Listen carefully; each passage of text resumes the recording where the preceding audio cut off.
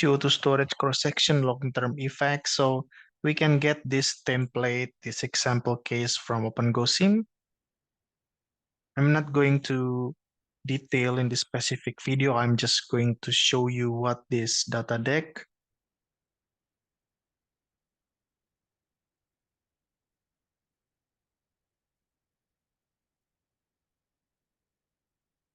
So we have reached 67,000 days. So you can divide that into how many years? So if I calculate 80,000 divided by 365, you have reached 200 years. And you can see there the time step is 1,000 days. We are currently here, maximum time step 1,000 days, there time step 1,000 days. How long? For 25 years. And now we reach this 10,000 and it will be applicable for 250 days until we reach final time of 5,000 years. So it's very interesting, by the way. Yeah, but that makes sense because when we are talking about CO2 sequestration, we are talking about 1,000 years instead of just 10 years, 30 years, which are more relevant to production.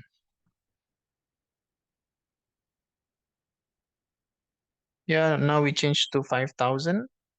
Doesn't matter because, by the way, this time step is the maximum time step. So we can still go below 10,000 time steps.